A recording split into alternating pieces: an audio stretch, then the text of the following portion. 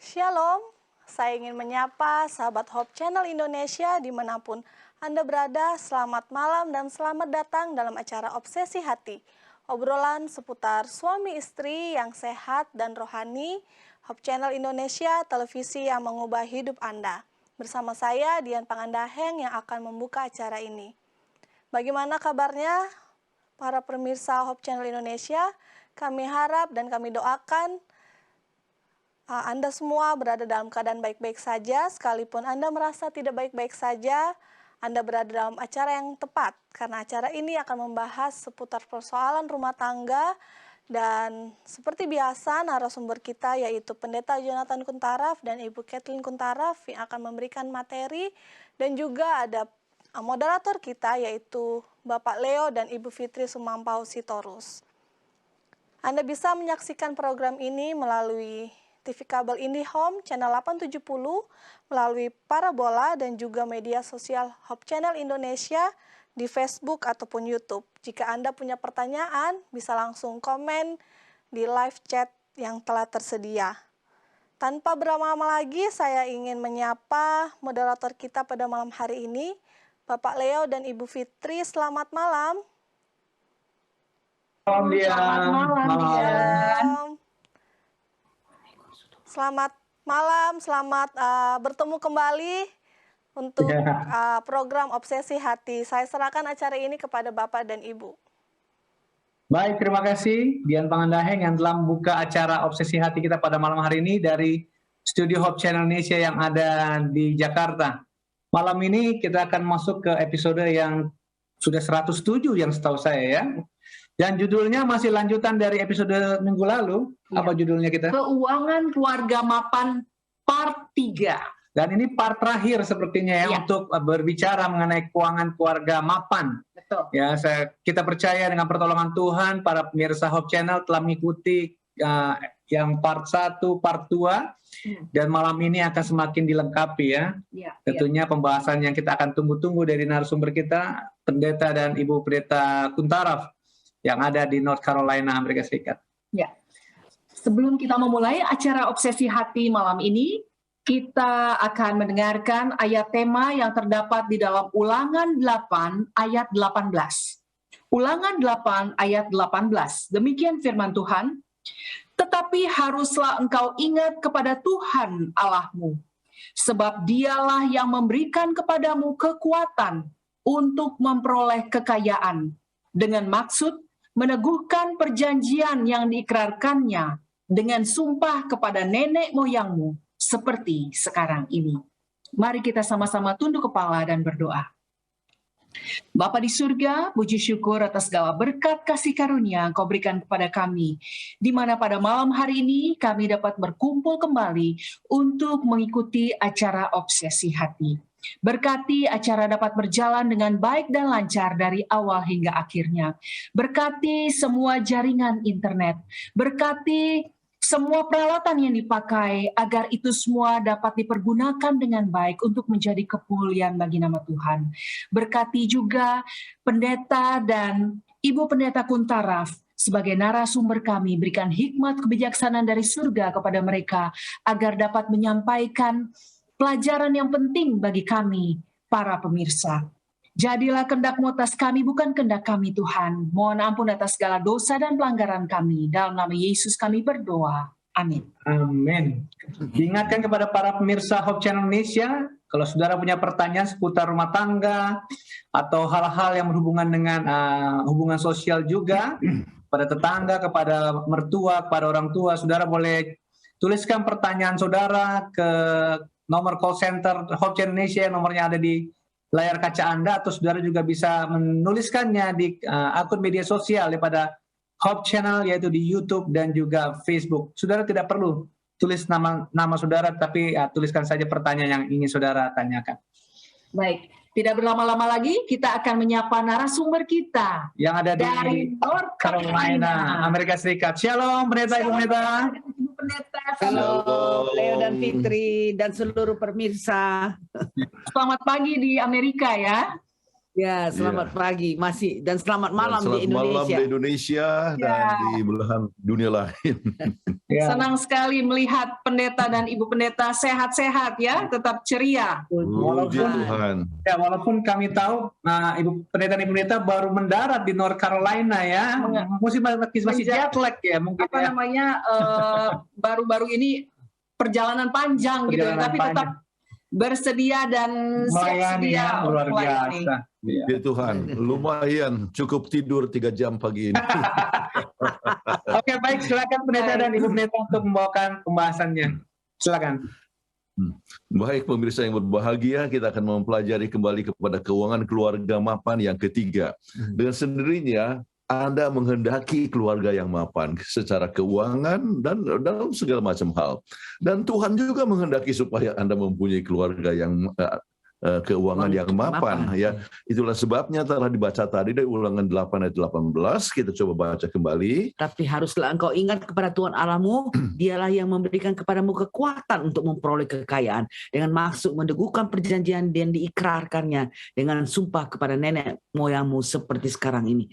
Jadi Tuhan adalah sumber kekayaan. Kita hanya beroleh kekayaan itu dengan kekuatan dari Tuhan. Jadi kalau mau dapatkan keluarga yang mapan itu berarti hanya datang kepada Tuhan. Tuhan sebagai sumber, saat yang sama Tuhan yang memberikan kebijaksanaan kepada kita supaya keluarga kita itu mempunyai keuangan yang mapan. Nah, kita telah melihat ada 7 langkah mencapai kemakmuran keluarga. Dan sudah dibahas beberapa di antaranya. Kita coba lihat bersama. Yang pertama kita harus melihat ke dalam.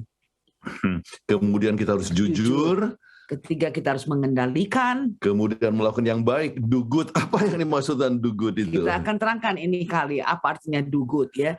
Dan kemudian yang kelima kita harus menabung. Kita harus save ya. Dan itu melibatkan juga mengenai manifestasi, investasi.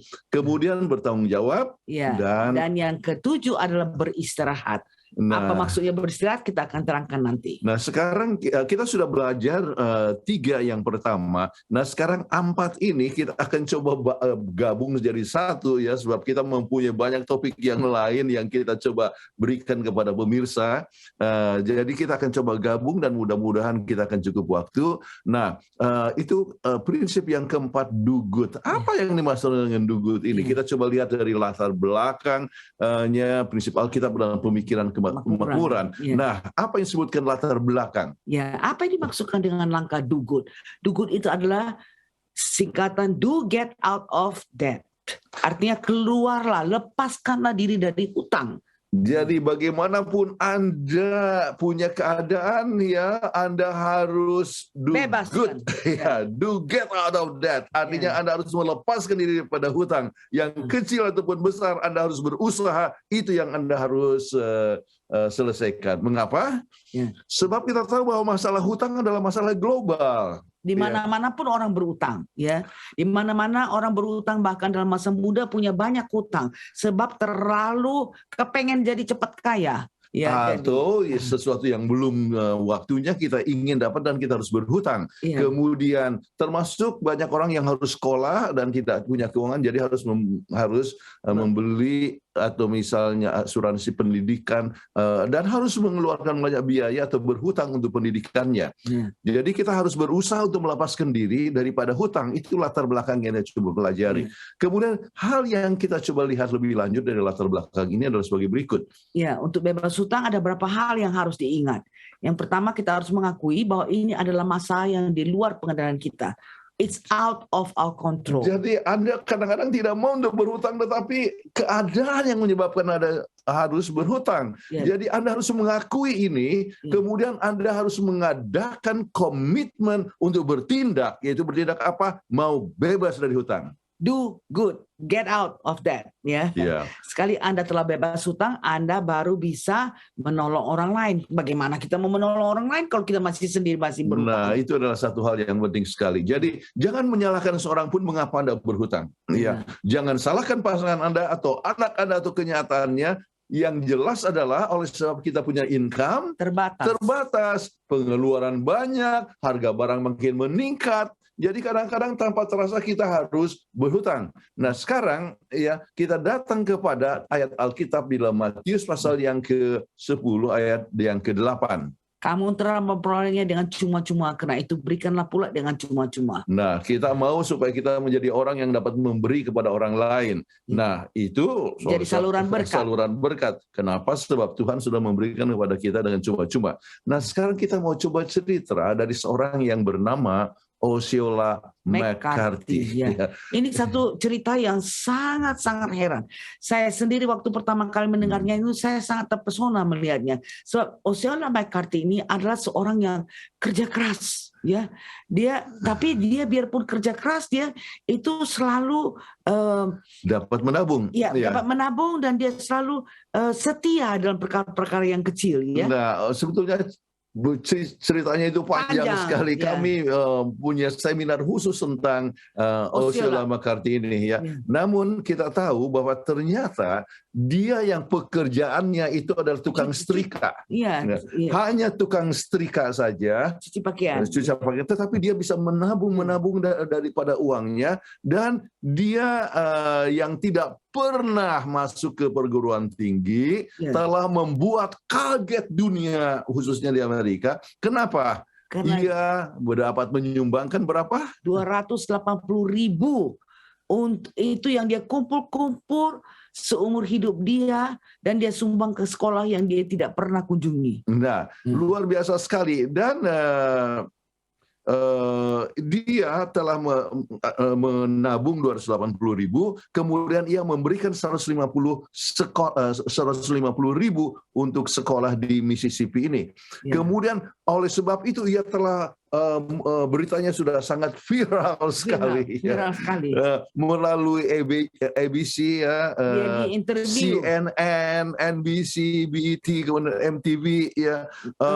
Semua mau interview dia, kok heran, ya. Luar biasa. Iya, hanya tukang cuci-cuci aja kok bisa nyumbang begitu banyak. Tukang cuci, tukang setrika pakaian, dia bisa menyumbang begitu jumlah yang sangat besar sampai mendapatkan penghargaan dari Presiden Clinton pada waktu itu. Luar biasa, dia dapatkan Presidential Citizen Medal, ya.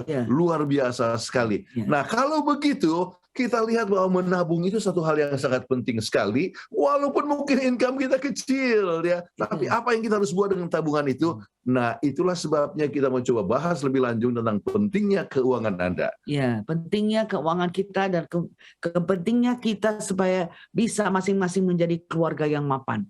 Nah, yang pertama, kemakmuran yang Tuhan karuniakan ke kita bukanlah satu tanggung jawab yang besar sekali. Ya, jadi membuat kita punya satu tanggung jawab yang besar, dan kita dapat berbuat baik dengan keluar dari hutang hingga akan menjadi kaya dalam berbuat baik dan siap untuk berbagi dengan penuh kerelaan. Dan inilah yang Tuhan katakan lebih lanjut. Ingatlah agar mereka berbuat baik, menjadi kaya dalam kebajikan, suka memberi dan membagi. Tuhan mau supaya kita menjadi saluran berkat.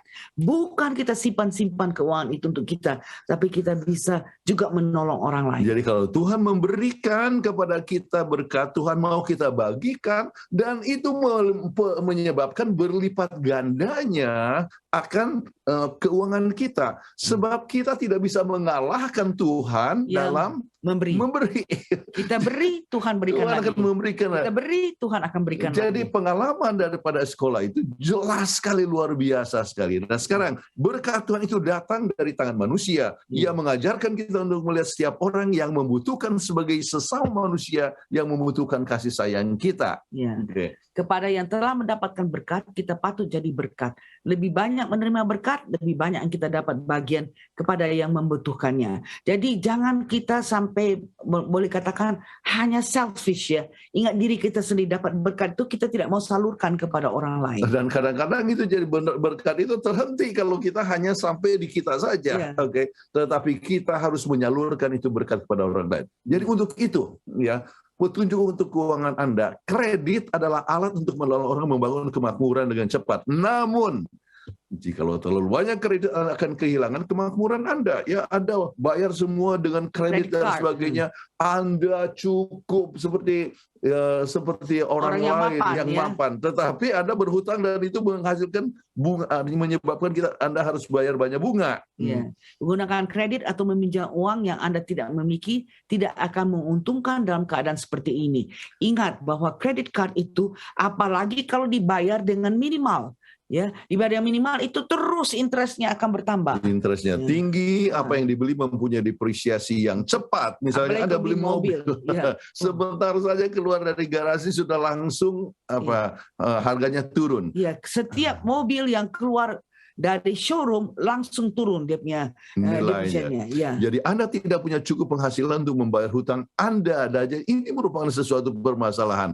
Kemudian sebab itu ya, cicilkan pembayaran hutang jangan lebih dari apa disebut 25% daripada penghasilan Anda. Ini satu hal yang sangat penting kita harus ingat ya. Bila tidak cukup dana untuk membayar tagihan, segera hubungi peminjam. Sebab bicara pembayaran yang lambat bisa sangat mahal. Oke. Di samping itu mempengaruhi kredit scores Anda. Itu itu yang susah. Kalau orang selalu berlambat berhutang, itu kredit score-nya itu menurun dan Anda mengalami kesulitan untuk meminjam kembali. Ya.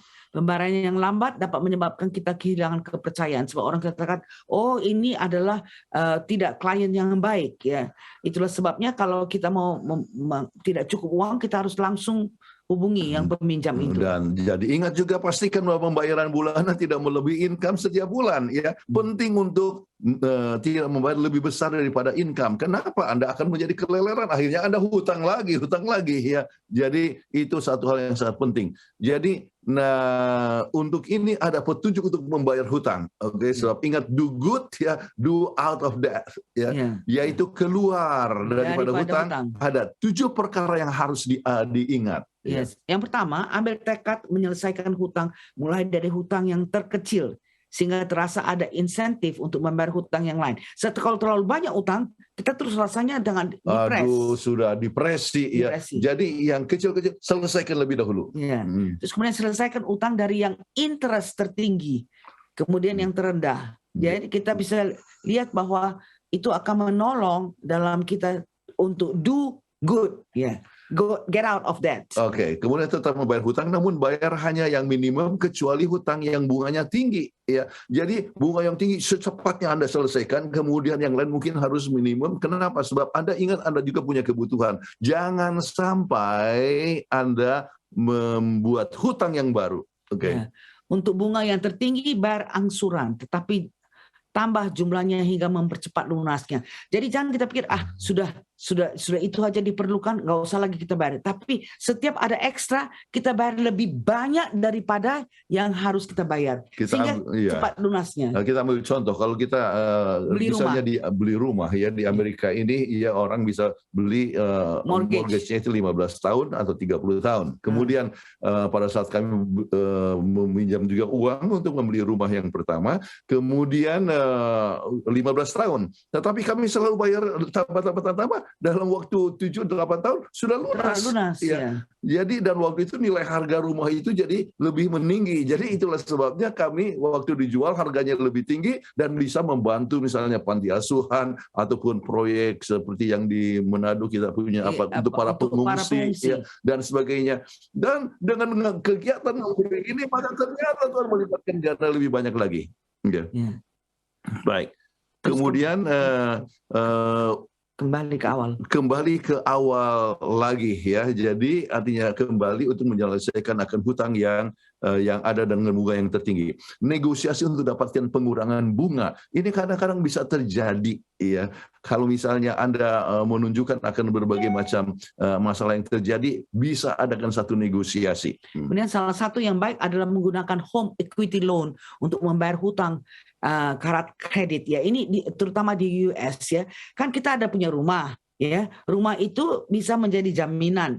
Jadi kita bisa meminjam uang sebanyak yang harga rumah kita. Ya, paling sedikit 80% daripada harga rumah. Dan itu bunganya kecil. Ya. Dan dengan bunga yang kecil itu Anda bisa menyelesaikan hutang yang besar. Jadi sekarang Anda membayar bunga yang kecil. Itu adalah satu perkara yang bagus. Kemudian petunjuk kembali untuk tetap bebas hutang, ya kita coba lihat ada 10 perkara yang sangat penting. Ya, setelah mengetahui berapa yang harus dibayar setiap bulan, mulai sisihkan uang setiap minggu untuk membayar tagihan tiap bulan. Biar sedikit tapi disisihkan. Sisihkan. Kemudian sisihkan lebih banyak bila ada kelebihan. Iya, iya. Kemudian buat suasana untuk menuliskan berapa uang yang dipakai setiap hari dan berapa uang sisa setiap minggu. Jadi Catat, walaupun ada Anda catatan. sudah anggarkan, bukan berarti bahwa anggaran itu harus dihabiskan semua. Kalau Anda bisa menghemat daripada anggaran, itu jauh lebih bagus. Iya. Buat 2 bank account, satu untuk transaksi harian dan satu lagi untuk tabungan. Dan ini penting sekali sehingga kita mengetahui ya uang-uang yang artinya hutang yang dapat dibayar. Kemudian cari bank yang paling tinggi interestnya untuk saving account. Jadi kalau misalnya Anda mendapatkan uang ya yang bisa di-save, Anda coba cari. Misalnya di Amerika ini Bank of America, wah kecil sekali. Tetapi kita bisa masukkan kepada bank yang lain yang mempunyai interest yang lebih besar. Ya, untuk saving account-nya ya. Terus buat automatic transfer ke saving account. Jadi dari gaji itu langsung otomatis. Anda tidak lagi lihat uang. Sebab kalau misalnya Anda lihat uang, langsung ada penggodaan. Penggodaan untuk beli-beli yang nggak perlu. Jadi Anda langsung otomatiknya transfernya otomatis. Ya. Potong pengeluaran yang tidak terlalu dibutuhkan. Jadi cut, cut kita Jadi kalau seandainya termasuk dana untuk makanan misalnya, oh ternyata sekarang ya oleh sebab banyak makanan-makanan sayur-sayur dapat dihasilkan dari rumah kita sendiri, misalnya tanam kangkung sendiri atau tanam sayur-sayuran sendiri, maka Anda bisa mengurangi akan pengeluaran. Ya. Kalau terasa ada yang sangat dibutuhkan, maka mulailah untuk menabung. Ya. Jadi Anda sekarang sudah waktunya untuk membeli misalnya mobil baru atau Anda sudah waktunya untuk membeli suatu barang yang lain, maka Anda sudah mulai menabung untuk itu. Penggunaan kartu kredit hanya yang sangat dibutuhkan. Kenapa? Karena ingat kartu kredit itu mempunyai interest yang sangat tinggi. 22% paling sedikit kalau di Amerika ini. Jadi itulah sebabnya Anda harus gunakan yang sangat terbatas. Oke, bayar tepat waktu untuk semua pengeluaran. Supaya tidak akan dapat penalti. Nah, penalti itulah di situ kartu kredit itu akan mendapat keuntungan dari kita kalau kita tidak membayar langsung, ya. Nah, kalau Anda mau berhutang, ada hutang yang baik. Misalnya adalah untuk mortgage. Ini adalah untuk beli rumah. Oke. Beli rumah sebab umumnya harga rumah itu makin lama makin tinggi. Ya. Itu adalah satu yang sangat baik. Ya, kami dalam pengalaman pindah satu tempat selalu Tuhan berkati sedemikian rupa sehingga selalu double ya daripada penjualan rumahnya waktu kami jual harganya double. Itulah yang bisa digunakan untuk menolong berbagai macam proyek kemanusiaan dan sebagainya. Kemudian hutang yang baik yang kedua adalah untuk pendidikan. Karena dengan adanya kita berhutang untuk pendidikan, kalau sudah kelar pendidikan kan bisa mencari uang sehingga dapat membayar kembali. Jadi itu adalah pinjaman untuk pendidikan sebetulnya adalah satu investasi. Ya. Jadi kami tidak pinjam uang untuk mereka waktu di perguruan tinggi ya sampai sarjana muda, tetapi untuk dokter misalnya untuk Andrea ya waktu ambil di Loma Linda hanya 1 tahun saja kami bisa sanggup bayar sendiri. Kemudian tahun kedua itu sudah menggunakan pinjaman ya. Nah, itu adalah satu pinjaman yang baik sebab bunganya kecil tetapi anak ini pun bisa sekolah selesai dokter kemudian baru membayar sekarang sudah lunas. Ya. Kemudian hutang untuk investasi. Kalau Anda mengetahui bahwa ada suatu investasi yang dapat menghasilkan satu hasil yang lebih tinggi daripada bunganya, itu adalah sesuatu perkara yang baik ya. Terus kemudian home equity. Home equity debt itu adalah pembelian Anda mempunyai jaminan rumah misalnya dan Anda bisa gunakan dan mempunyai proyek yang tertentu bisa digunakan untuk home equity. Sebab itu dia punya interest sangat kecil. Sangat kecil dan Anda harus tahu bahwa Anda sanggup untuk membayarnya kembali. Kami bisa perhitungkan. Kami pernah pinjam uang dalam kutip untuk membantu proyek pekerjaan Tuhan, misalnya untuk membantu Rumah Sakit Advent Medan. Ya, kami pinjam, kemudian bangunan itu berjalan terus, kemudian ternyata Bisa dibayar, bisa dibayar pada saat bangunan itu selesai, sudah habis utang. Utang itu pun selesai. Jadi itu adalah satu perkara yang penggunaan daripada ilmu keutilan. Baik, nah sekarang Prinsip yang kelima. sesudah bebas daripada hutang, kemudian kita mempunyai menabung. Kita tetap melihat kepada 3 perkara ini. Ya, kemudian latar belakang. Ya, setelah melihat ke dalam dengan jujur dan dapat mengendalikan keuangan Anda dengan mencoba untuk keluar dari hutang, do good, ya, ingat itu akronimnya, get out of debt. Sudah waktunya kita membangun kemakmuran melalui simpanan dan investasi. Itu penting. Ya, jadi perlu untuk menabung, jadi diinvestasikan. Anda mulai kendalikan dengan lebih banyak menabung. Bila Anda merubah kebiasaan untuk membeli apa yang Anda sukai, Anda dapat lebih banyak untuk menabung. Ya. Jadi bukan beli apa yang Anda sukai, tapi belilah apa yang Anda perlukan. Oke. Itu. Jadi belajar untuk menentang kebiasaan untuk membeli yang mahal sesuai dengan emosi. Ya, ini kadang-kadang, aduh itu ya, apalagi orang-orang sudah promosi, sudah dipromosikan di TV ya dan sebagainya. Padahal mungkin itu tidak Anda perlukan. Oke. Jadi itu adalah apa yang disebut overspending. Anda mengeluarkan lebih banyak daripada Anda haruskan. Baik, tips untuk menentang kebiasaan ini ada beberapa ya. Kita coba lihat ya, supaya jangan sampai kita tergoda. Oke, yang pertama adalah jangan jama, jangan pegang. Jangan ambil sepatu baru yang harganya 2 juta rupiah. Kalau sudah dijama, itu akan membuat kerinduan yang lebih besar untuk membelinya. Kalau sudah dijama, lebih sukar untuk tidak membeli. Jadi don't touch it. Jadi itulah kelemahan daripada Hawa, bukan? Dia coba lihat, pengen, akhirnya dia jama. Nah, jangan jama. Kalau Anda sudah tahu, wah ini sepatu mahal sekali 2 juta ya. Ya, saya tahu ada orang bahkan merasa bangga lagi kasih tahu sama orang lain. Saya punya ini sepatu sekian juta dan sebagainya. Anda perlu ambil putusan, jangan jama. Oke. Kemudian tanya pada diri sendiri. Ya, apa Anda perlu sepatu baru yang harganya 2 juta rupiah? Kalau jawabnya tidak, kalau begitu bisa ditabung untuk keperluan lain. Jadi kita evaluasi, apakah ini saya perlukan, apakah ini saya kepengen. Ya, kalau saya perlukan ya boleh dibeli, tapi kalau hanya kepengen aja, itu harus kita tendang kebiasaan. Ya. Jadi Anda mungkin punya uangnya, tetapi bukan berarti bahwa Anda harus gunakan itu untuk sesuatu perkara yang tidak terlampau perlu. Oke. Kemudian kalau belanja pakai daftar. Oke. Setiap shopping sudah ada daftar untuk dibeli. Apa yang kita mau beli dan jangan melt sini, melt sana, lihat ya. Jadi kalau saya mau beli ini saja kita beli terus pulang. Oh, ini lainnya sudah selesai pulang. Kalau tidak, ini makanya ada lagu dikatakan awas mata yang selalu melihat. Ya. Jadi itu bisa memberikan orang mempunyai suatu tergoda untuk suatu perkara yang tidak perlu. Kemudian dorong diri Anda. Apapun yang terjadi, dorong kita untuk selalu menabung. Saving, selalu harus saving. Wah.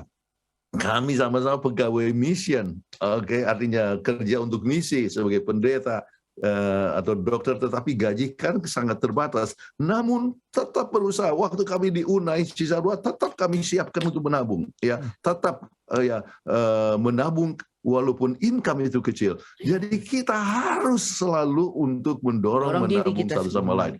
Nah, prinsip Alkitab dalam Amsal 21:20, harta yang indah dan minyak ada di kediaman orang bijak, tapi orang yang bebal memboroskannya. Ya, jangan boroskan kita punya, walaupun ada uang, ya, tetapi kita harus cukup bijaksana. Dan untuk itu kita harus siap untuk menabung. Kita coba lagi lihat dalam Imamat 27:30. Ya. Dikatakan demikian juga segala persembahan, persepuluhan dari tanah baik dan dari hasil benih di tanah maupun dari buah pohon-pohonan adalah milik Tuhan. Itulah persembahan kudus bagi Tuhan. Ingat bahwa Tuhan adalah sumber kekayaan.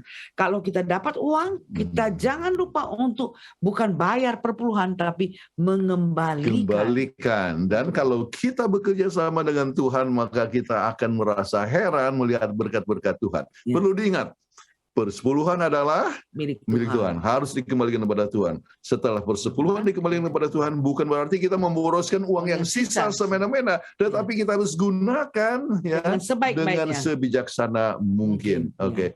Nah, ini Ada bagaimana dengan peristiwa. Chris daripada Criswell ini? Iya, dia bercerita mengenai seorang muda yang bekerja dan mendapatkan penghasilan $40 per minggu. Nah, lalu dia sampaikan kepada pendetanya, "Oh, saya bukan bayar ya, saya kembalikan persepuluhan $4 per minggu. Nggak terlalu rasa berat, sebab hanya $4 per minggu dia kembalikan." Lalu dia mendapat berkat terus-menerus. Tuhan memberkatinya sampai penghasilannya bukan $40 per minggu, tapi jadi $500 per minggu. Jadi 1 bulan itu bisa dia dapat $2.000. Dan dia berkata kepada pendeta, dia mau kalau boleh dia bisa batalkan itu janjinya. Sebab sekarang persepuluhannya sudah terlalu besar, sudah $50 per minggu. Apa jawab pendeta? Jawab pendeta, janji kepada Tuhan nggak bisa dibatalkan, sebab Tuhanlah yang memiliki keuangan Anda. Anda bagus sepatutnya untuk mengucapkan syukur dengan mengembalikan perpuluhan itu. Tapi bisa minta kepada Tuhan supaya penghasilan Anda dikembalikan lagi ke $40 per minggu. Supaya persepuluhannya jadi kecil. Nah, saya rasa tidak ada yang mau begitu juga, demikian bukan? Jadi kalau kita sudah meningkat dari kita punya penghasilan, income dan sebagainya, jangan langsung ragu-ragu untuk memberikan persepuluhan. Ingatlah, ya, memikir tentang kemakmuran. Menabung adalah penting sekarang lebih daripada masa yang lalu. Ya, kenapa? Sebab kita tidak pernah tahu apa yang terjadi masa besok. Okay. Menabung dapat mentransformasikan masa depan Anda. Orang yang sama sekali terus tiba-tiba jatuh sakit, nggak ada tabungan. Wah, itu bisa betul-betul hancur masa depannya. Anda pernah dengar ada satu buku namanya Rich Dad and Poor Dad. Karena sama-sama orang tua penghasilan yang sama, tetapi satu bisa sangat kaya, satu menjadi sangat miskin. Kenapa? Oleh sebab dia satu menabung, yang satu itu tidak menabung. Jadi menabung mentransformasikan akan kehidupan atau masa depan Anda. Oke.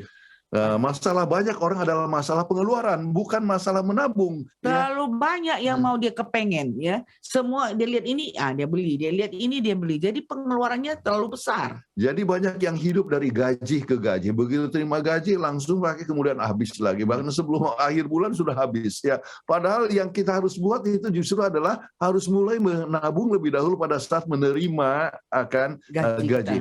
Jadi terlalu banyak orang, banyak pengeluaran yang kecil-kecil.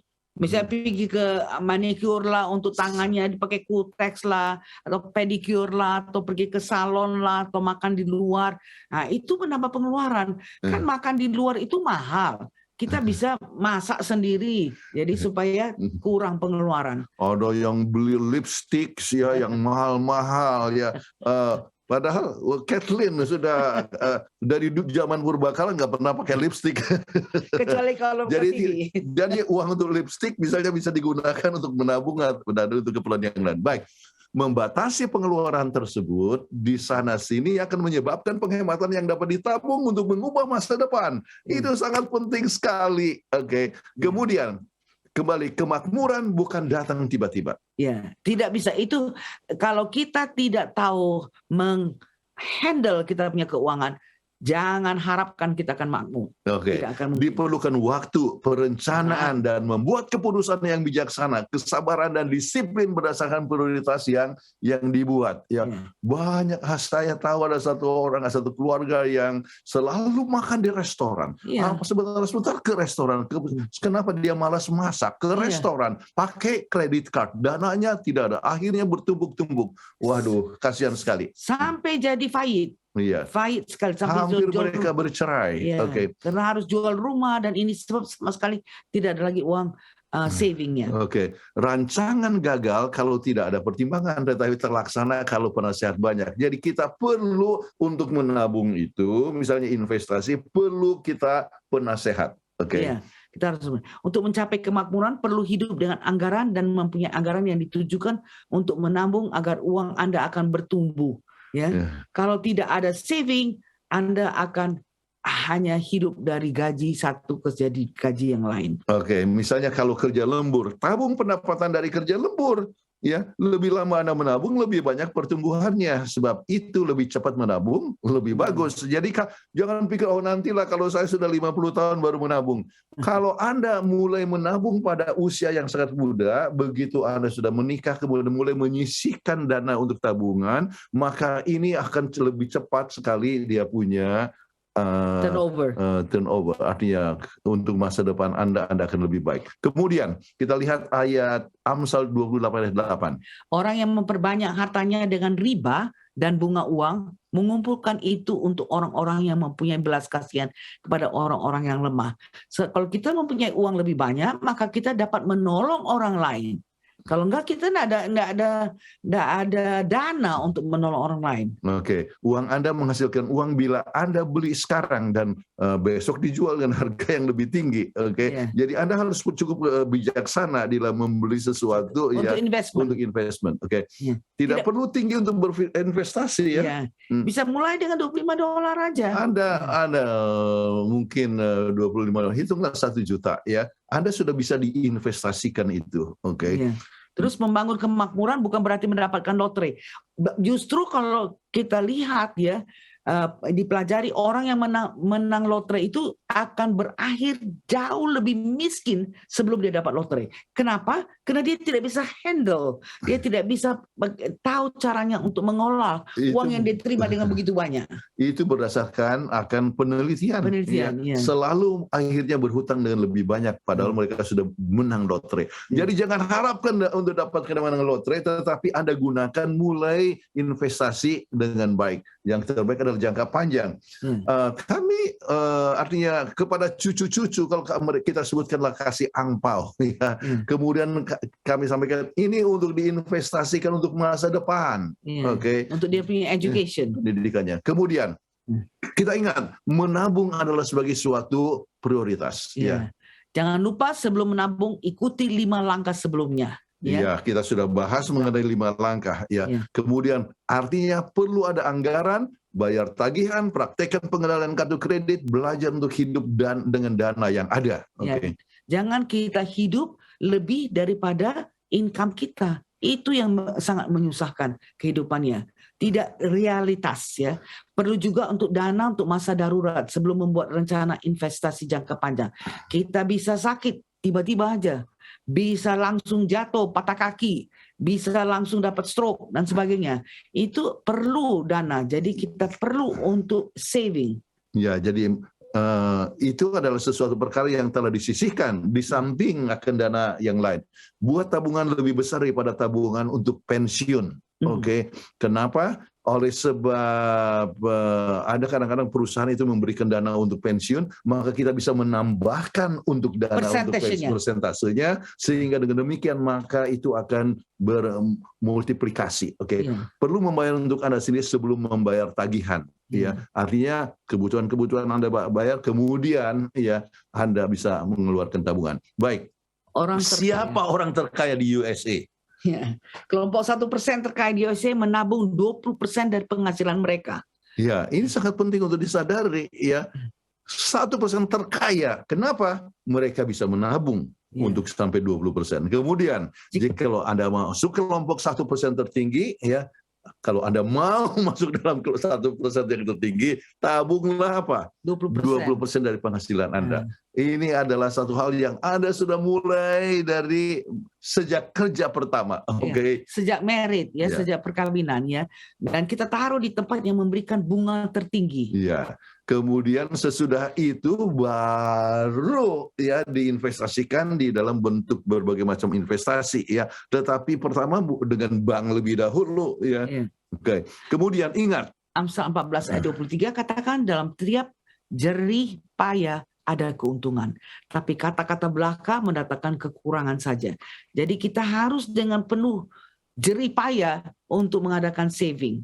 Jangan ngomong-ngomong doang. Oke. Kemudian pre-tax retirement account, ya jalan yang bagus untuk menabung, ya yaitu saya percaya ada juga di Indonesia. Jadi sebelum artinya potong untuk pajak, ya Anda sudah nyisikan Sisihkan. itu dana. Jadi nanti dengan demikian ini sudah mulai bekerja ini dana ya.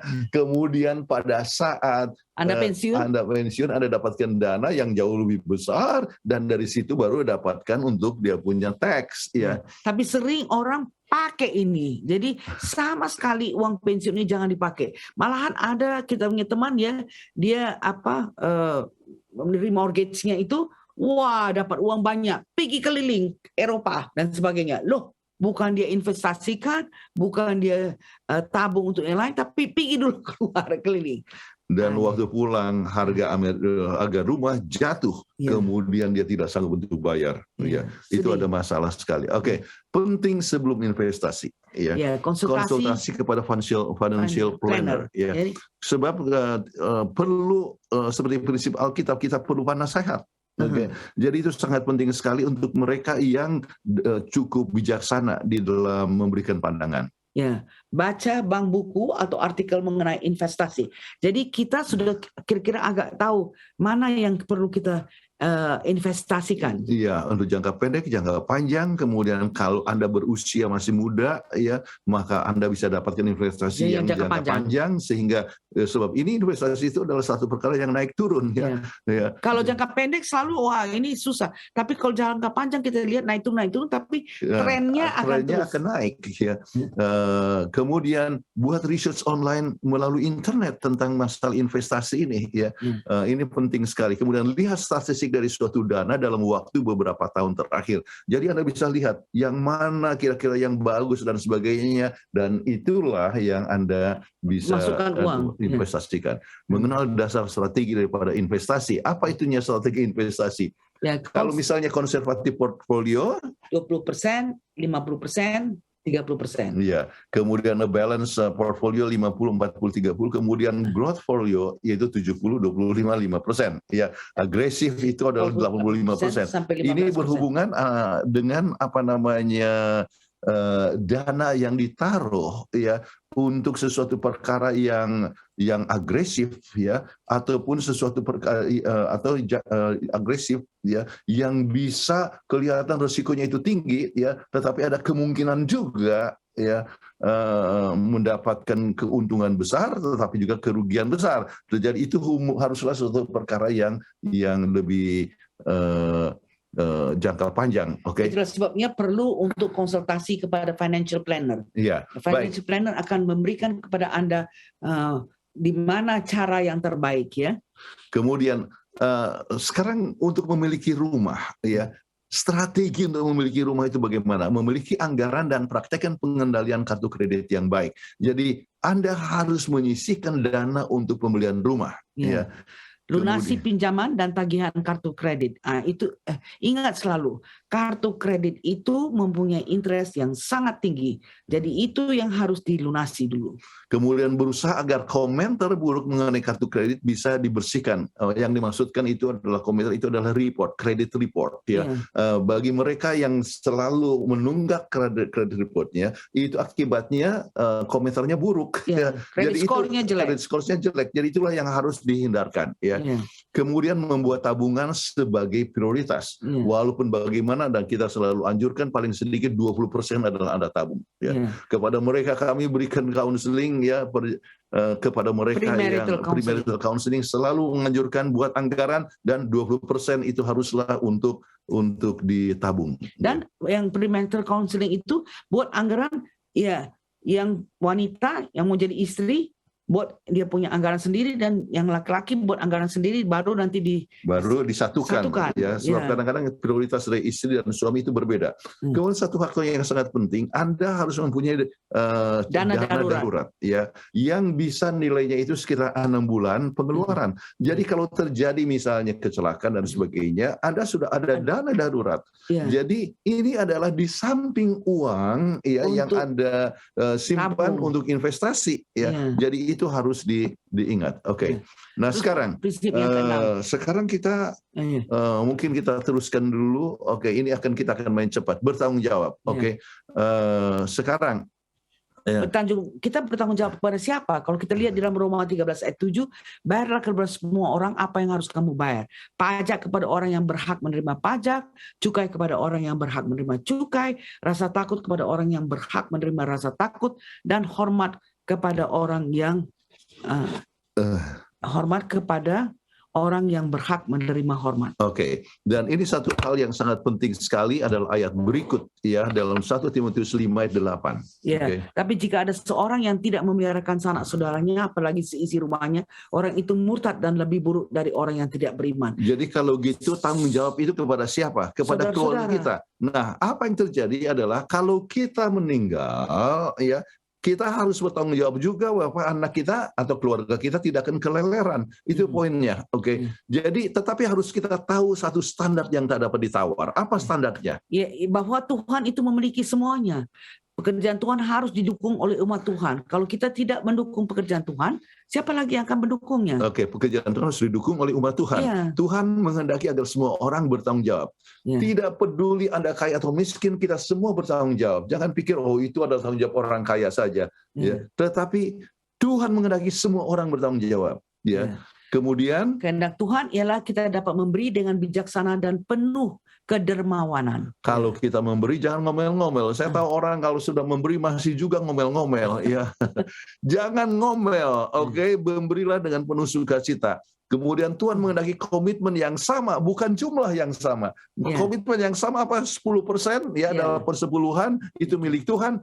Itu tidak jumlah ada ditawar-tawar lagi. ya jumlahnya itu berbeda-beda untuk kaya dan miskin, tetapi itulah yang harus dipenuhi. Ya. Tuhan mengehendaki tanggung jawab dari mereka yang telah lebih banyak diberikan. Jadi lebih banyak kita dapatkan berkat, maka kepada kita diperlukan ya Lebih banyak tanggung jawab. Kemudian Tuhan memberkati pemberi sesuai dengan proporsinya. Kalau Anda mau kasih sedikit-sedikit, ya Anda akan dapatkan berkat sedikit. Ini adalah pengalaman dari orang tua kami ataupun orang tua pengalaman kami sendiri.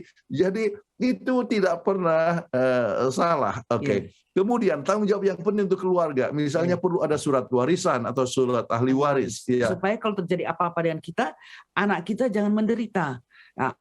Asuransi kesehatan ya. Kalau ada kecelakaan ya atau sakit ya ada insurance ya. Sekarang di Indonesia kita sedang ada BPJS ya. Kemudian asuransi kematian. Kenapa? Kalau Anda masih muda ya, kemudian anak-anak masih kecil, kemudian ada kecelakaan, apa yang terjadi dengan anak-anak ini ya? Kita tidak mau anak-anak itu jadi peminta-minta atau bergantung kepada orang lain.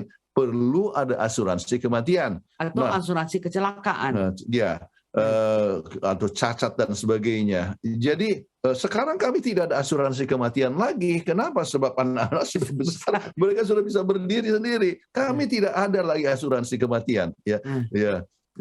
Tetapi ya kecelakaan tetap ada ya. Kemudian surat ahli waris harus ada. Harus ada. Kemudian asuransi pendidikan. Jadi waktu anak-anak masih sekolah, masih SD, kami sudah ada insurance, asuransi pendidikan insurance. Ya. Jadi pada saat mereka masuk perguruan tinggi di Amerika sudah ada dana untuk membayar sekolah mereka.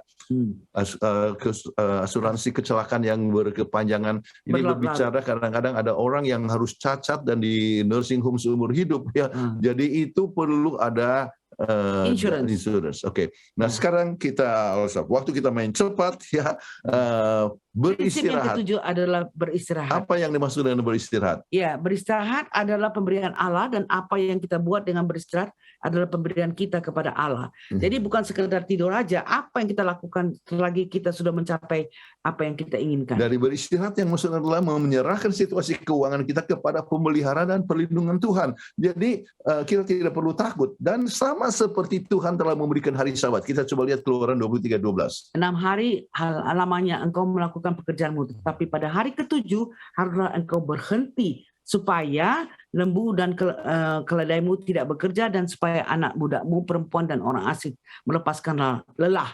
Kenapa sampai harus ada hari Sabat ya? Ada 6 langkah sebelumnya ya yang kita telah pelajari. Kemudian sesudah itu dilampaui, sama seperti Tuhan menjadikan itu 6 hari, kemudian berhenti pada hari yang ketujuh. Demikian juga 6 langkah yang kita sudah bahas tadi ya. Itu sekarang kita masuk kepada poin yang ketujuhnya. Fase ketujuh. Ya, Anda telah merasa lelah lelah dalam mengurus keuangan, dalam membayar tagihan, menyelesaikan hutang, menabung, dan menginvestasikan, sampai merencanakan apa yang terjadi bila kita meninggal. Sekarang tiba waktunya untuk merayakan, celebrate ya, merayakan apa yang telah tercapai dalam 6 langkah sebelumnya. Nah, untuk itu kita coba lihat Lukas 1 ayat 37. Sebab bagi Allah tidak ada yang mustahil. Jadi apa artinya? Yaitu kita tenang untuk merayakan kita punya accomplishment. Bila kita beristirahat, kita berhenti dari berbagai masalah keuangan. Beristirahat berarti memberikan keuangan kita kepada Tuhan dan membiarkan Dia untuk memperbaikinya. Jadi kami tidak pernah pikir-pikir lagi, sekarang sudah ada dana untuk investasi, ada dana pensiun dan sebagainya. Kami dapat istirahat. Yeah. Jadi dapat kita celebrate. Kami bisa gunakan uang selalu untuk menolong orang. Oke. Nah, arti berhenti ya. Berarti beristirahat berarti tidak menyerah. Tidak menyerah. Oke, jadi sesuai dengan rencana kita. Ya. Beristirahat berarti tidak menyerah kepada kekecewaan. Kadang-kadang ada kekecewaan, itu ada waktunya di mana stok turun ya, investasi kita turun ya, kita tidak usah pusing ya. Nanti naik lagi. Kesalahan dari banyak orang adalah pada saat turun dia langsung jual cepat-cepat, jangan rugi lagi, padahal ya harus long term. Itu akan naik lagi. Beristirahat berarti percaya sepenuhnya kepada siapa? Kepada Tuhan. Ya. Kita Tuhan telah berkati, Tuhan telah berikan kebijaksanaan untuk investasi. Kita serahkan saja ya, maka itu akan berjalan dengan baik. Ya, beristirahat berarti berserah kepada Tuhan. Sebab ingat, sumber kekayaan adalah Tuhan. Dan Tuhanlah yang akan memberkati bila mana kita menyerahkan segala sesuatu kepadanya. Dan kalau kita beristirahat artinya mempunyai kepercayaan kepada Tuhan hingga kita mempunyai perasaan damai. Tidak takut apa-apa. Kami akan meninggal, kita tahu bahwa keluarga tidak akan kececeran. Oke. Kemudian ada terjadi kecelakaan, Tuhan, kita ada sesuatu yang Tuhan akan atur sedemikian rupa sehingga kita tidak perlu harus kecewa ya. Beristirahat berarti percaya bahwa Allah yang berkuasa yang menciptakan alam semesta akan mengendalikan masalah keuangan kita. Oke. Beristirahat berarti penurutan, mengembalikan persepuluhan dengan setia dan memberikan persembahan kepada Allah. Jadi dan juga melakukan berbagai macam kegiatan kemanusiaan dan sebagainya, itu ternyata memberikan sesuatu hasil yang sangat baik sekali. Nah, langkah yang ketujuh ini kita mendapatkan jaminan Allah yang tidak dapat dijelaskan bahwa Allah itu adalah pelindung dalam masa bahaya dan melindungi semua yang telah kita kumpulkan. Jadi kita sudah investasikan dan sebagainya, Tuhan, kita percaya bahwa Tuhan itu akan lindungi. Ya, kita percaya Tuhan akan mengaturnya dan kita hanya beristirahat, relax saja ya. Kita punya damai, tidak ada kekhawatiran atau kecemasan ya. Jadi itulah langkah yang ketujuh yang harus kita ambil, beristirahat. Kami baru saja mengalami perjalanan 1 bulan ya, kemudian waktu dalam perjalanan ini kami adakan kunjungan untuk dedikasi, ada penabisan gereja untuk proyek-proyek ini dan sebagainya. Kemudian ada seorang yang dari mantan kerja di Jalan Komunis bertanya, jadi apakah kalian pergi itu ongkos sendiri? Jadi siapa lagi yang bayar? Kami ke Kupang ke sini kemudian membuat kegiatan dan sebagainya, membantu berbagai macam proyek, ya ongkos sendiri. Tetapi apa? Tidak ada kekhawatiran ataupun kecemasan. Kenapa? Sebab Tuhan telah memberkati dan sekarang kita hanya istirahat. Jadi Tuhan sudah menyiapkan dananya untuk kita melakukan berbagai macam kegiatan tersebut. Oke. Jadi ingat ya, Filipi 4 ayat 19 adalah yang harus semua orang Kristen ingat selalu. Allahku akan memenuhi segala keperluanmu menurut kekayaan dan kemuliaannya dalam Kristus Yesus. Jadi keperluan apapun ya, Tuhan akan penuhi. Oke. Nah, arti beristirahat ya, kalau kita coba jabarkan dari apa yang kita sudah bahas selama ini, kita boleh katakan kita bertanggung jawab, tahu di mana kita berdiri, keuangan kita itu bagaimana. Bertanggung jawab, tidak menyalahkan orang lain akan situasi Anda. Saya ini buruk karena dia, perbuatan dia. Jadi jangan salahkan. Saya ditipu. Kami pernah ditipu orang. Ada juga investasi yang gagal. Tetapi tidak usah harus menyalahkan siapapun, tidak usah menyalahkan Tuhan dan sebagainya. Ya, tetapi kita terlihat bahwa ada sesuatu hikmahnya kalau misalnya ada suatu kerugian yang datang. Ngambil tindakan, buat anggaran dan hidup di bawah anggaranmu. Live within your budget. Jadi Seolah-olah kayak orang kaya dalam Oke. kantong kosong. Jadi kita tetap pada suatu anggaran ya. Jadi kita usahakan kita pengeluaran tidak akan lebih daripada ini, daripada sesuai dengan income kita ya, supaya kita mempunyai dana yang lebih banyak untuk menolong pekerjaan Tuhan. Ya, telah menyelesaikan hutang dan kartu kredit. Ingat, kartu kredit mempunyai interest yang sangat tinggi. Kalau bisa kita selesaikan dengan secepatnya, itu adalah yang terbaik. Oke, kemudian membuat tabungan sebagai prioritas dan kita sudah katakan sekitar 20% kalau bisa. Ya. Kemudian memiliki dana darurat sejumlah 6 bulan pengeluaran. Supaya kalau terjadi apa-apa, kita paling sedikit ada leeway selama 6 bulan. Oke, menginvestasikan sedikitnya 10-15 daripada penghasilan. Jadi ada tabungan, tetapi kita dapatkan bahwa sebagian daripada tabungan itu adalah diinvestasikan ya. Sedikitnya 10-15%. Bertanggung jawab kepada masa depan keluarga. Buat surat ahli waris supaya kalau terjadi apa-apa, anak kita tidak akan menderita. Kemudian asuransi untuk biaya hidup keluarga bila terjadi apa yang tidak kita kehendaki. Itu harus kita pikirkan. Ya. Oke. Kemudian kalau mau beli pasti harus ada cukup dana. Jangan beli kalau tidak ada dananya. Iya. Tetap ingat semua berkat berasal dari Tuhan dan kepada kita diminta pertanggungjawaban atas penggunaan berkat tersebut. Jadi dengan demikian maka kita dapatkan bahwa kita boleh tetap tenang beristirahat ya oleh sebab Tuhan memberkati kita semua. Sambil celebrate. Ya. Kita boleh celebrate ya. Merayakan kehidupan itu tanpa kekhawatiran, tidak kecemasan, sebab Tuhan adalah sumber segala berkat. Ya.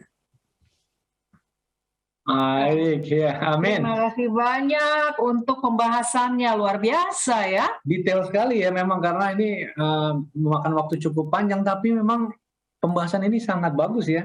Yang saya ingat itu adalah tips menendang kebiasaan. Salah satunya jangan jamah. Betul juga. Selain jangan jamah, jangan lihat juga mungkin ya. Jadi kalau pergi ke mall jangan pegang. Ada nyanyian. Awas mata yang melihat. Jadi kalau pergi ke mall jangan pegang-pegang. Itu menimbulkan kecobaan itu. Ada orang yang pergi ke mall bukan untuk belanja, tetapi untuk cuci mata.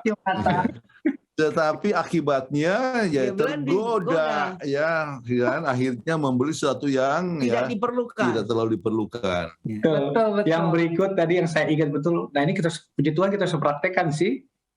Belanja sesuai dengan daftar. Nah itu saya setuju. Ya. Nah itu puji Tuhan kami sudah praktekkan pendeta dan ibu pendeta di keluarga. Nah, yang bagus. Ya, yang menarik itu yang terakhir itu. Nah, ini ilmu baru yaitu tabung 20% dari income. Oh, tadi saya sempat berhitung dengan Fitri. Kita bagaimana ini ya? Belum ini kita harus belajar ini. Saya bilang ini ilmu baru ini. Iya, ya itu satu masukan yang sangat baik dan luar biasa. Tips yang baik. Ya, terima kasih banyak ya untuk penjelasan materi yang cukup baik yang kita masing-masing bisa praktekkan di dalam kehidupan kita. Iya. Nah, kami mengundang kepada para pemirsa, bila Anda mempunyai pertanyaan seputar topik kita mengenai keuangan mapan ya, keluarga mapan. Silakan mengirimkan pertanyaan Anda ke nomor call center Hope Channel Indonesia ataupun ke media sosialnya YouTube dan Facebook. Baik, sebelum kita masuk ke sesi tanya jawab, kita akan ikuti yang satu ini. Tuhan angkatlah jiwaku lebih dekat kepadamu, biarlah aku berdiri di tempat yang lebih tinggi.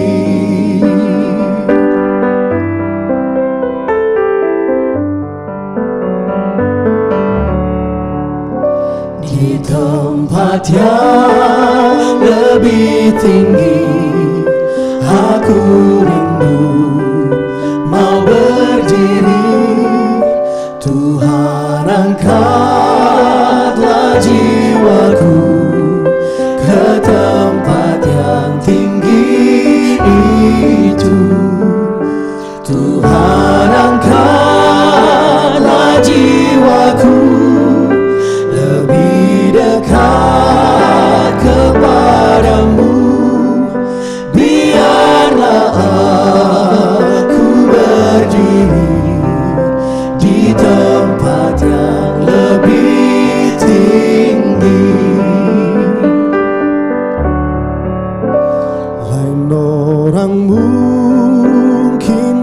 bertahan dalam dosa lawan Tuhan, tapi tetap tujuanku ke tempat yang tinggi itu.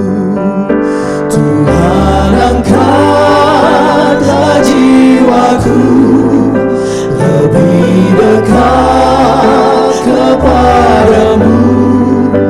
Biarlah aku berdiri di tempat yang lebih tinggi.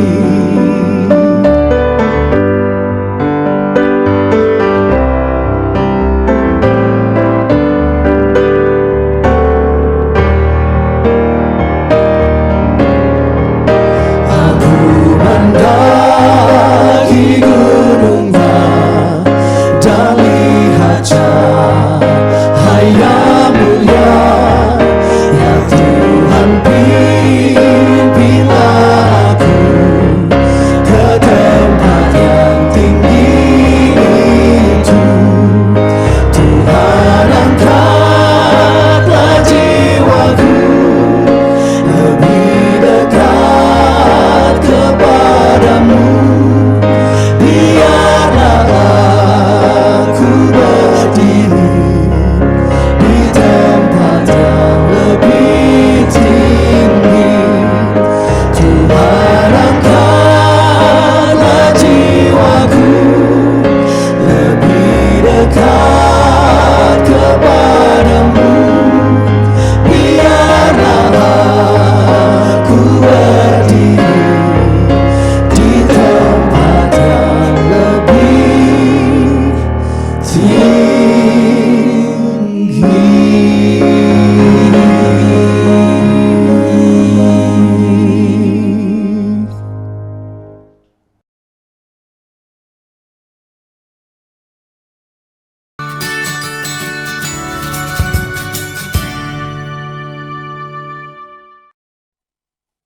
Baik, kembali lagi di Obsesi Hati, obrolan seputar suami istri yang sehat dan rohani. Dan saat ini sudah masuk di tangan kami beberapa pertanyaan ya. Saya akan langsung saja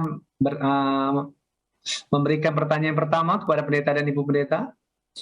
Pertanyaan sebagai berikut. Terkadang anggaran sudah dibuat dan bertekad untuk mengontrol keuangan. Namun di tengah bulan ada saja hal tidak terduga seperti keluarga sakit atau butuh bantuan, padahal satu sisi uang juga pas-pasan. Apakah pendeta dan ibu ada tips dan cara mengaturnya mungkin ini? Silakan pendeta dan ibu. Ya, kita dapat mengerti ada saja apa-apa yang terjadi. Itulah sebabnya yang kita anjurkan adalah bahwa kita harus mempunyai dana darurat sebanyak 6 bulan pengeluaran. Ya. Jadi pada saat Anda memulai sesuatu rumah tangga masih sehat-sehat dan sebagainya, maka Anda sudah mulai menyisihkan itu. Ya. Ya. Jadi ada dana dalam masa darurat. Jadi sakit ya kapan saja ada. Ya, Dana untuk menolong. Dana untuk yang telah tersedia. Ya. Jadi perlunya ada satu dana darurat. Itu pertama sebagai mengulangi apa yang kita sebutkan. Kemudian sakit itu apa yang menyebabkan kita sakit? Kadang-kadang sakit itu juga adalah oleh sebab kesalahan kita. Ya. Kalau kita selalu melalak, ya apa istilahnya itu? Tidur sampai malam-malam. Tidur sampai malam dan sebagainya, kurang tidur, ya gampang kita sakit. Kemudian kalau kita makan satu hal yang tidak menyehatkan tubuh, ya itu bisa menyebabkan untuk sakit sekali. Jadi itulah sebabnya perlu untuk mempunyai pola hidup yang sehat dengan makan makanan yang sehat, maka tidak akan mudah untuk mendapatkan sakit. Ya. Kemudian faktor yang ketiga adalah di samping Anda menyisihkan dana yang 6 bulan tersebut, tetapi perlu juga Anda ada asuransi kesehatan. Jadi kalau asuransi kesehatan, maka dengan BPJS kan Anda bisa terbayar. terbayar. Jadi pengeluarannya itu tidak sebesar seperti kalau misalnya Anda Tidak ada insurance. tidak ada insurance. Jadi Anda harus membuat rambu-rambu perencanaan sebelumnya. Oke.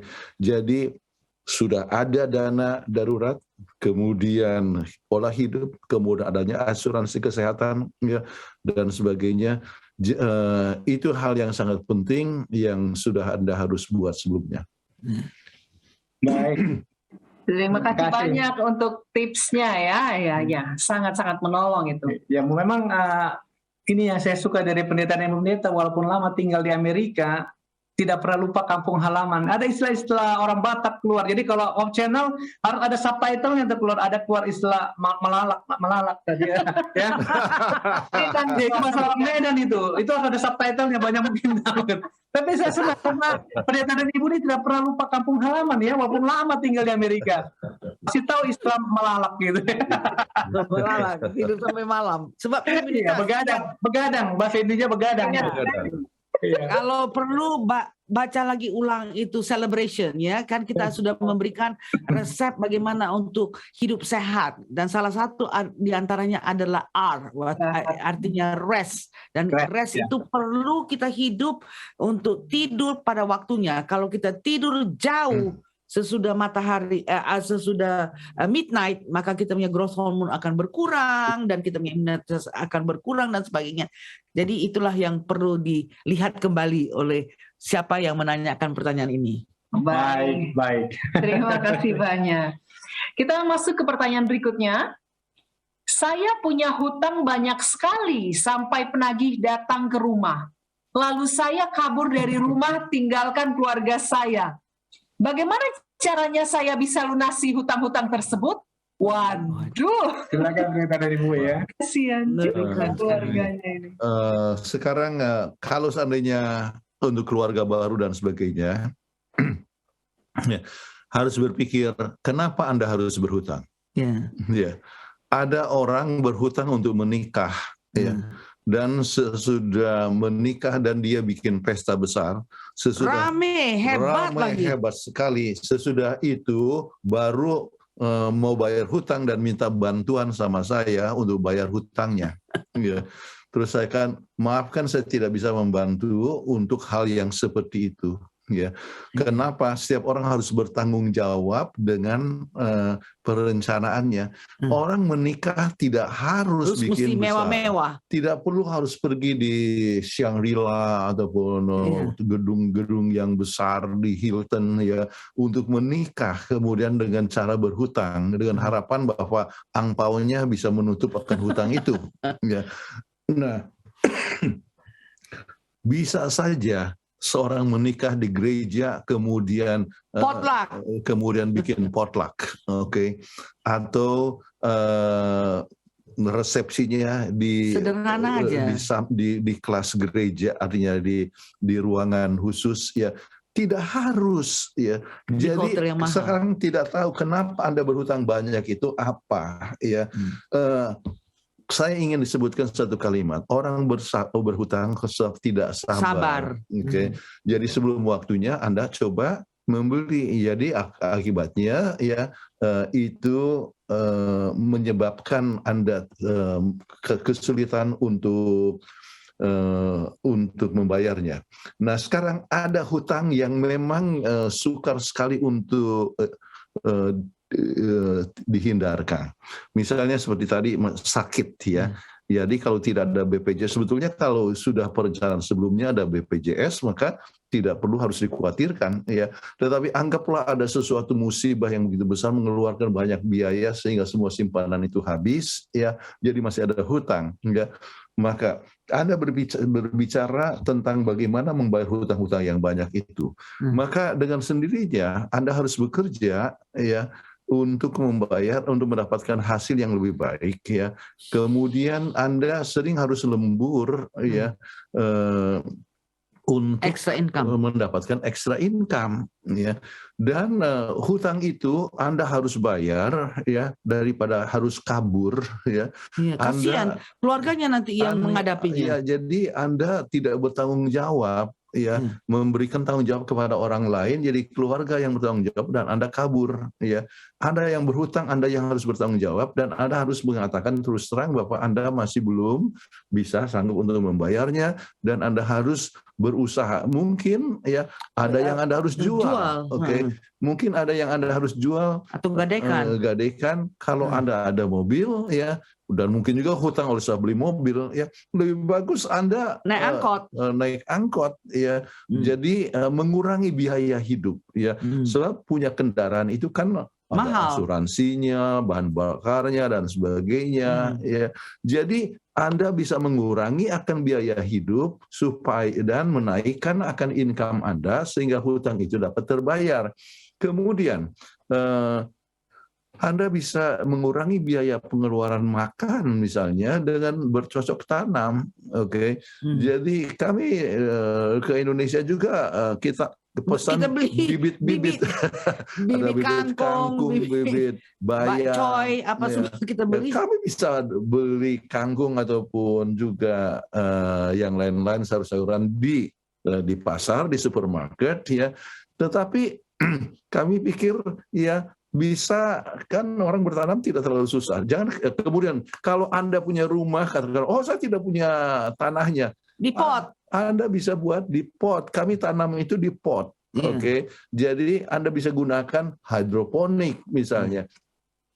Jadi bertanam, Anda tidak perlu beli daun bawang, Anda tidak perlu beli kangkung, Anda tidak perlu beli cabai, ya. Anda bisa tanam sendiri di pot, ya.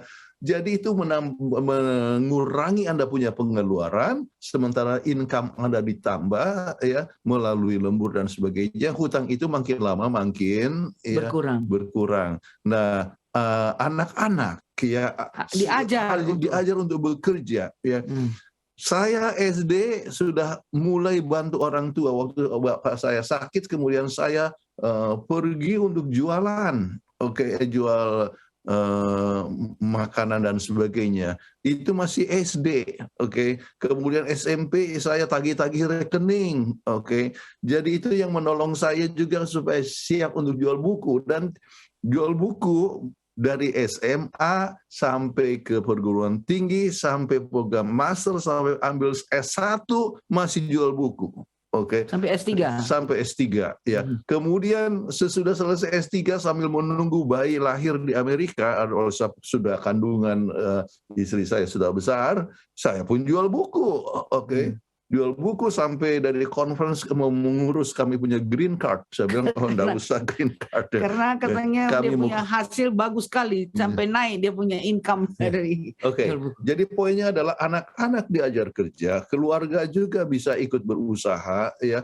Jadi Anda jangan lari, ya, itu tidak bertanggung jawab, tetapi Anda ya coba mengadakan perundingan dengan mereka yang memberikan hutang kepada Anda. Ya. Jadi ada keluarga, ada family discussion, ya. Iya. Bagi dia punya tanggung jawab.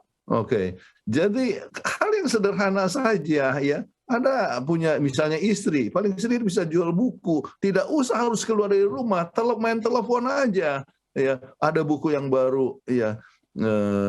Kemarin kami di Gereja Naripan ada anak-anak muda yang cari beasiswa, ya, tawarkan buku. Saya lihat salah satu buku ada buku kita punya sendiri dia tulisan kami juga mereka jual. Anyway, tetapi ada Alfa Omega, ya, kami sudah ada Alfa Omega di sini, tetapi untuk membantu para mahasiswa katakan berapa dan sebagainya. Kemudian saya katakan kirim ke adik saya bukunya, kemudian nanti adik saya akan bayarkan dulu, ya. Jadi ketemu di dalam acara reuni, waktu reuni daripada kamu punya angkatan. Nah, istri Anda bisa angkat telepon, ya, telepon kepada famili, ada buku yang bagus dan sebagainya, ya. Dan itu penjual buku itu hasilnya itu cukup besar 50% kan, ya. 40% ya sesudah dengan persepuluhan. Hmm. Jadi Anda bisa mendapatkan tambahan income ya. Jadi jangan lari ya, tetapi berusaha untuk membayar akan hutang itu dengan tanggung jawab. Dan kalau Anda sudah membayar hutang, Anda dikenal sebagai orang yang jujur, maka orang akan menaruh kepercayaan yang lebih besar. Kalau Anda lari, nanti orang, oh ini orang lari dari hutang ya. Anda tidak dipercaya orang ya, mau cari kerja juga susah ya. Jadi itulah beberapa hal yang dapat kami berikan. Baik, terima kasih Pendeta dan Ibu untuk jawabannya. Ya memang bagus sekali ya ini masukannya ya. Jadi memang jangan lari ya, tetapi memang sudah banyak tips diberikan tadi, petunjuk dari Pendeta dan Ibu Pendeta, bisa berusaha sendiri, libatkan anggota keluarga, bahkan ya kesaksian dari Pendeta dan ya Pendeta lah ya, itu memberikan contoh yang baik ya, dari kecil sudah mencari, membantu orang tua dalam mencari income. Baik, terima kasih Pendeta dan Ibu untuk jawabannya.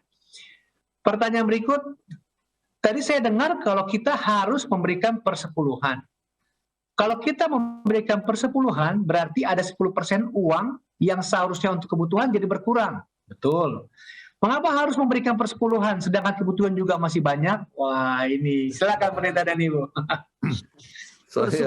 Itu bukan memberikan persepuluhan, tapi mengembalikan persepuluhan. Because persepuluhan bukanlah uang kita. Persepuluhan adalah uang Tuhan. Tuhan berikan kita 100%. Jadi kita harus kembalikan kepada Tuhan 10% untuk menyatakan bahwa Tuhanlah sumber daripada kekuatan. Ya, coba. Dan saya mau sampaikan kepada saudara yang berkata ini, 90% yang diberkati lebih berarti daripada 100% yang tidak diberkati. Ya. Jadi Anda gunakan 90%, bahkan kalau bisa Anda berikan misalnya 15%. Jadi atau second tithe. Ada second tithe ya. Itu dapat lebih ya menyebut cukup daripada Anda memiliki 100% tetapi tidak diberkati. Kalau Anda sudah berikan 10%, kemudian persembahkan 5%, artinya sudah dikembalikan kepada Tuhan, Anda hidup dengan 85%. Maka berkat pertama adalah Anda jadi lebih berhati-hati dengan pengeluaran. Oke, hidup dengan 85% dan kami lagi anjurkan 20% Anda tabung. Kemudian ya Anda lebih belajar untuk mengekang diri. Jadi yang tidak perlu Anda tidak perlu beli, tidak perlu harus beli sepatu setiap sebulan atau setiap 2 bulan ya. Ada orang yang macam-macam sekali dia punya sepatu ya, ada pakaiannya dan sebagainya. Kita dapat mengekang diri dengan kita living within our means ya. Jadi hidup sesuai dengan dana yang ada. Kemudian bukan hanya itu, oleh sebab kita kembalikan dengan Tuhan kepada Tuhan punya, itu berarti kita bekerja sama dengan Tuhan. Dan Tuhan itu adalah sumber segala berkat. Sumber kekayaan. Dan Anda akan merasa heran, ada hal-hal yang tidak diduga berkat itu berdatangan. Ya. Kami sudah banyak pengalaman. 75 tahun. Ya, kami sama-sama 75 tahun sekarang ini, jadi banyak pengalaman di dalam masalah persepuluhan, apakah anak-anak kami dan atau orang tua kami. Ya, ternyata bahwa membantu pekerjaan Tuhan itu, ya mengembalikan kepada Tuhan apa yang Tuhan punya, tidak merugikan tetapi menguntungkan. Memberikan berkat. Keuntungan termasuk merasa damai oleh sebab Anda sudah mengembalikan apa yang Tuhan punya. Kemudian Anda jadi dapat lebih berhati-hati dengan hidup dengan yang 90%. Di samping itu ada ya berkat-berkat Tuhan yang tidak terduga oleh sebab Tuhan adalah sumber berkat. Amin. Amin. Terima kasih banyak untuk jawabannya ya Pendeta dan Ibu. Betul sekali tuh, berkat Tuhan itu tak terbatas ya. Lebih baik hidup dengan 85% tapi diberkati daripada 100%. Itu saya suka sekali quote. Ini saya dapat quote baru lagi nih dari Pendeta dan Pendeta. Bagus itu. Iya. Lebih baik hidup 85%, 80% tapi diberkati daripada 100% tidak diberkati. Itu bagus Amin. banget. Bagus. Betul. Baik, ini ada pertanyaan yang cukup penting juga saya lihat dan cukup menarik. Pertanyaannya adalah, ada ayat Alkitab katakan, asal ada pakaian dan makanan cukuplah. Seperti apa harusnya orang Kristen hidup? Tidak perlu anggaran belanja atau pendidikan anakkah? Atau ayat tersebut hanya khusus bagi orang-orang yang dikhususkan melayani Tuhan saja? Silakan pendeta dan ibu. Ya, yang dimaksudkan itu tidak perlu kita harus mencari kemewahan, ya. Tetapi kita harus hidup dengan merasa simple, puas dengan apa yang ada. sederhana Ya, aja. kesederhanaan, ya. Namun bukan berarti bahwa kita tidak perlu anggaran ataupun pendidikan anak, ya. Untuk bekerja dikatakan disebutkan untuk melayani pekerjaan Tuhan. Untuk melayani pekerjaan Tuhan kan perlu pendidikan. Ya. Jadi kan kita harus belajar, ya. Jadi untuk belajar kan perlu dana, ya. Jadi kita bisa memohon doa kepada Tuhan supaya Tuhan memberikan dana dengan cara yang ajaib, yaitu dengan bekerja dan juga dengan menabung, dan juga mungkin ada berkat-berkat yang tidak terduga. Iring pengalaman. Saya ambil contoh saja, ya. Saya jual buku di Philippines, ya. Untuk waktu itu saya ambil program pasca sarjana, ya. Kalau orang-orang yang lain itu dapatkan biaya, ya, dikirim oleh organisasi dan sebagainya, saya berdiri sendiri. Kemudian apa yang terjadi, ya, saya jual buku, ya. Jadi satu waktu saya berdiri, kemudian tiba-tiba satu mobil berhenti. Kemudian mobil ini undang yang supirnya itu undang saya masuk. Ya, mau kemana? Saya mau ke Santa Cruz. Oh, saya antar. Ya, saya lihat muka Anda, ya. Saya jadi simpatik, ya. Kemudian apa tujuan ke Santa Cruz? Mau cari beasiswa dengan jual buku. Apa bukunya? Saya tunjuk, oke, saya beli ini. Saya tidak canvas, saudara. Tapi Tuhan menyentuh. Tuhan menyentuh, orang hanya lihat wajah saya. Mungkin wajah saya adalah wajah yang dikasihani. Jadi langsung dia beli. Kemudian tiba di satu tempat, kemudian saya ceritakan pengalaman ini, artinya saya datang kepada satu pengusaha. Oh, jadi Anda cari beasiswa di sini. Oh, baiklah, saya beli ini. Kemudian saya antar Anda. Dia antar kepada temannya. Kemudian temannya yang canvas untuk saya. Bukankah itu berkat yang tak terduga? Satu waktu saya berdiri sedang jalan, tiba-tiba satu mobil berhenti. Oh, saya punya profesor datang dengan seorang ibu. Ya, mau kemana Jonathan? Oh, saya mau pulang ke rumah. Oh, boleh saya antar. Ya. Terus ya sama orang Indonesia selalu bertanya, mau kemana? Where are you headed? Oh, kami mau ke komite. Komite apa? Beasiswa. Oh ya, apakah saya bisa apply? Oh boleh, tapi Anda tidak pernah apply. Oh oke. Suratnya. Tidak tulis surat. Saya karena di depan rumah apartemen kami, saya turun sini. Saya langsung ketik. Begitu selesai, saya lari ke kantor. Mereka sedang komite. Kemudian saya kata, ini surat permohonan saya. Ya, dapatkan berita, saya dapat beasiswa. Ada berkat-berkat yang tak terduga, ya. Jadi jangan kita pikirkan. Jadi pertanyaannya ini cukuplah, ya, artinya tidak terlalu harus berambisi tinggi, tapi percaya bahwa Tuhan punya rencana untuk kita. Ya, kita bekerja, kemudian yang dimaksudkan jangan coba cari kemewahan duniawi, ya, tetapi Tuhan itu mengetahui juga kita memerlukan tempat untuk tinggal. Tuhan mengetahui perlunya pendidikan untuk anak-anak. Dan Tuhan akan memberikan, ya, akan dana sesuai dengan waktunya dan sesuai dengan kebijaksanaannya. Ya. Baik, terima kasih Pendeta dan Ibu jawabannya. Saya selalu senang kalau Pendeta dan Ibu memberikan jawaban beserta dengan kesaksian hidup, ya. Kisah hidup itu memang tidak bisa terbantahkan lagi. Memang ini sangat-sangat Guru yang terbaik. ya itu adalah masukan dan guru yang terbaik kalau sudah kesaksian hidup ya. Terima kasih pendeta dan ibu untuk jawabannya. Pertanyaan berikut, suami saya selalu pakai uang untuk kasih keluarganya. Saya sudah sering bilangin, tapi dia malah marah. Sedangkan untuk kami saja tidak cukup. Kalau ngomong baik-baik pasti ujungnya berantem. Apa yang harus saya lakukan ya? Oh, ini seorang istri nih berarti. Silakan pendeta dan ibu. Ya, kalau kasih kepada saudara, kepada keluarganya, mungkin oleh sebab Keluarganya kekurangan. keluarganya kekurangan. Ya, jadi Harus bermufakat sebagai untuk keluarga. ini ya sangat penting untuk bermufakat ya. Iya. Kemudian Anda mungkin perlu mendukung juga kan keluarganya. Kalau itu dia ibunya misalnya atau bapaknya yang sudah tua, Sakit. tidak ada lagi penghasilan. Anda dapatkan suami Anda ya sesudah anak itu besar ya. Dan yang membesarkan kan orang tua ya. Dan sekarang sudah tua sekali dan dia tidak ada penghasilan, apa salahnya ya Anda menyisihkan akan dana untuk membantu orang tua.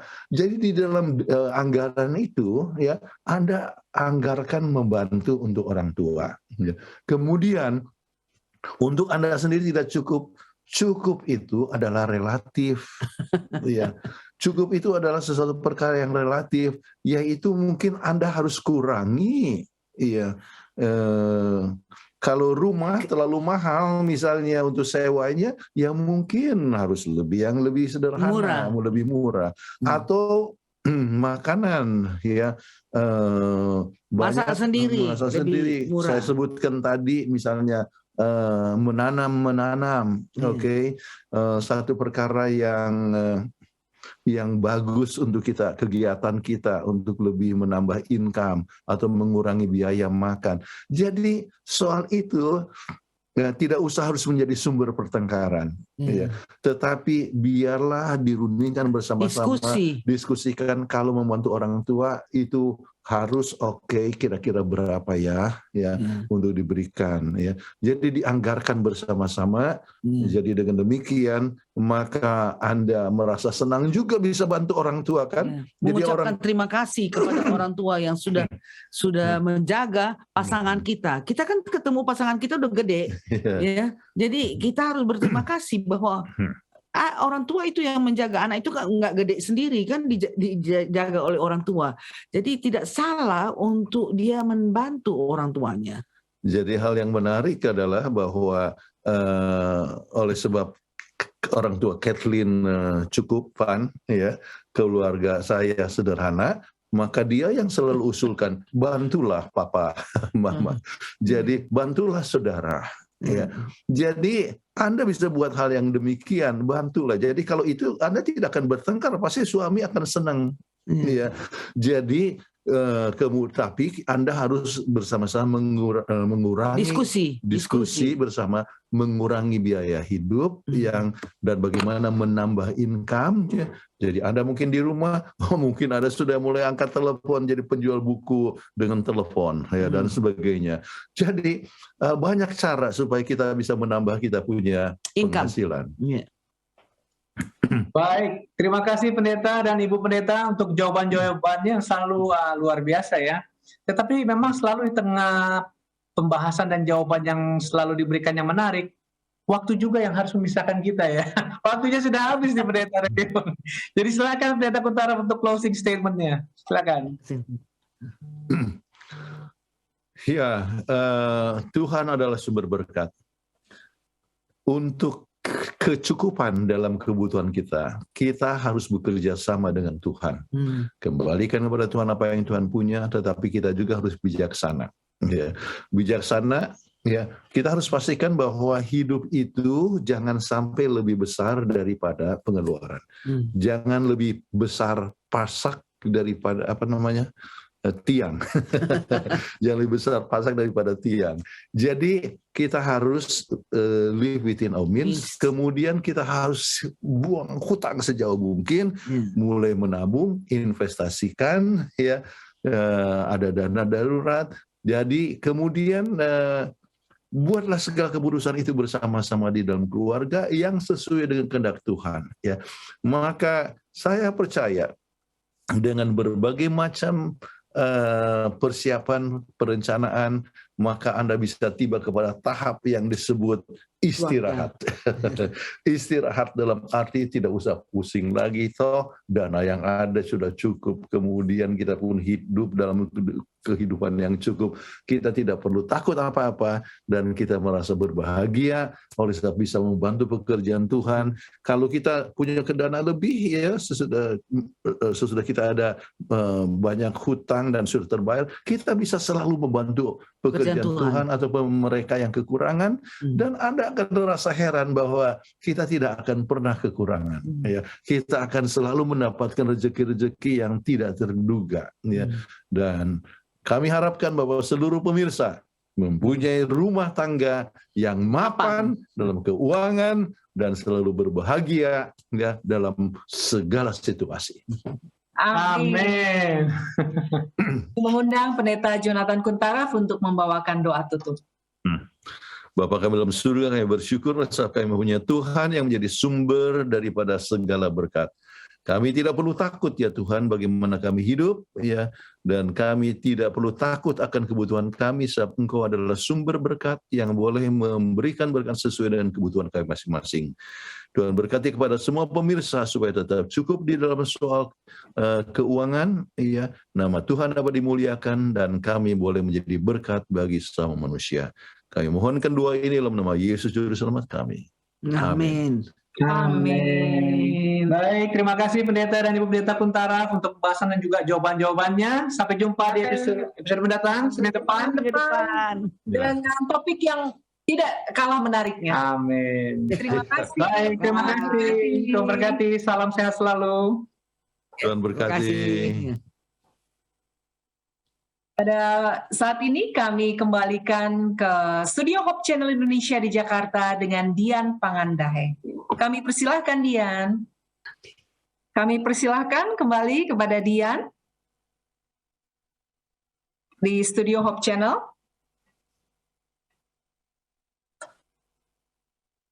Mungkin ada sedikit gangguan teknis di studio mungkin ya.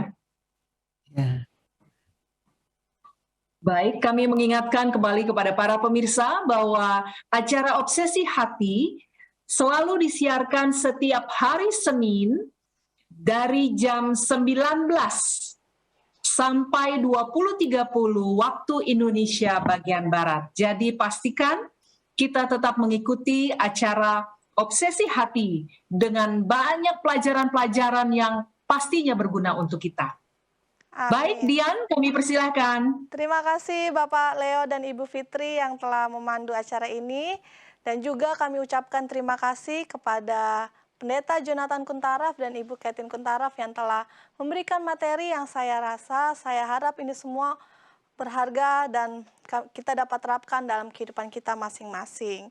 Sahabat Doa Hope Channel juga sangat terbuka untuk menerima setiap usulan topik yang akan dibahas di episode berikutnya. Jadi sahabat Hope Channel bisa mengirimkan usulan topik apa yang ingin dibahas dan juga pertanyaan-pertanyaan seputar persoalan rumah tangga di call center Hope Channel Indonesia. Akhir kata, saya Dian Pangandahe dan seluruh kru yang melayani pada malam hari ini mengucapkan selamat malam, sehat selalu dan Tuhan memberkati. Saksikan terus Hope Channel Indonesia, televisi yang mengubah hidup Anda.